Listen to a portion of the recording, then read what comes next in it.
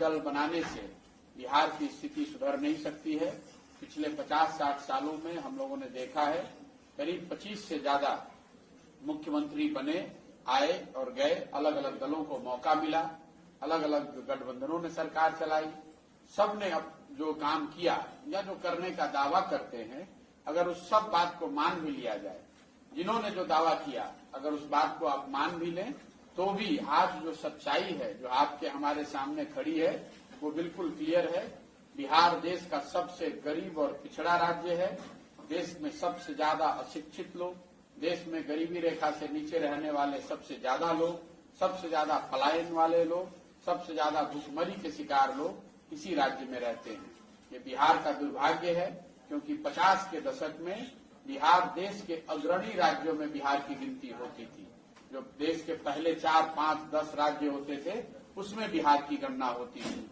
आज वहां से लुढ़कते लुढ़कते हम लोग 28 ज्यादातर विकास के मानकों पर हमारी जो रैंकिंग है, हमारी जो स्थिति है, वो देश में सबसे नीचे 28वें 29वें नंबर पर हम लोग हैं। इसीलिए हम लोग और कोई आदमी नया आता है और वो बताता है कि हम आएंगे, हम ठीक कर देंगे।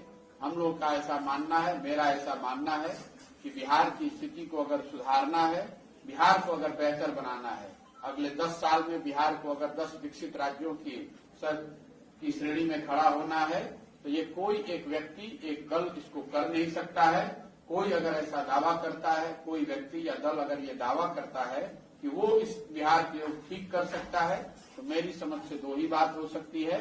या तो वो आदमी बेवकूफ है, उसको समस्या का अंदाजा नहीं है, या फिर सिरे से वो सबको बेवकूफ बना रहा है। वो जीतने के बाद या सत्ता में आने के बाद वो भी कुछ करने वाला नहीं है। बिहार को सुधारने का एकमात्र रास्ता जो हम लोगों की समझ में है वो ये है कि बिहार के समाज में, लोगों में ये ताकत है, समझ है। जरूरत इस बात की है कि समाज को इस बात के लिए समझाया जाए, समाज में जन जागृति फैलाई जाए, ताकि समाज से ढूंढकर सही लोगों को ढूंढकर निकाला जाए।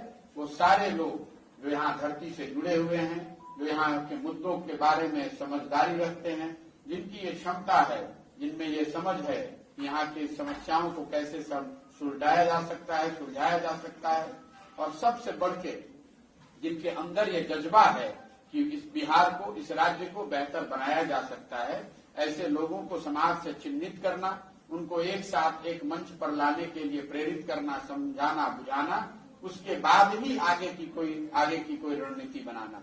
तो ये जो पूरा प्रयास है उसके तहत मैं पूरे बिहार में घूम रहा हूँ। कुल 75,000 से ज्यादा ऐसे लोग हैं जिन्होंने अपने घर, अपने पंचायत, अपने ब्लॉक, अपने वार्ड में बुलाया है।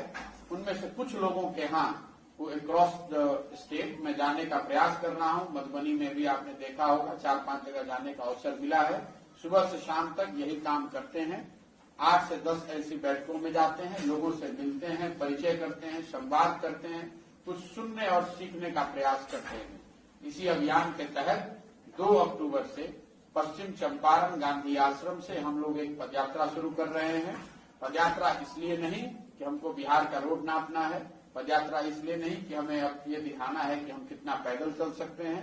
पदयात्रा इसलिए करने वाले हैं ताकि बिहार में हर जगह स्वयं से चलकर उन लोगों के पास जाया जाए। बिहार के गांवों में, पंचायतों में, ब्लॉक में, शहर में, कस्बों में जाया जाए, लोगों से सीधा संवाद स्थापित किया जाए। और पदयात्रा के दौरान 3 उद्देश्य हैं।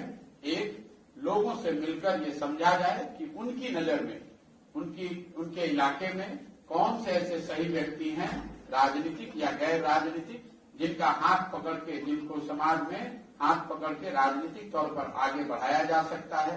कल होकर जो चुनाव जीते किसी भी स्तर पे, उससे समाज का फायदा हो सकता है। एक पहला प्रयास उद्देश्य ये है। दूसरा उद्देश्य ये है कि बिहार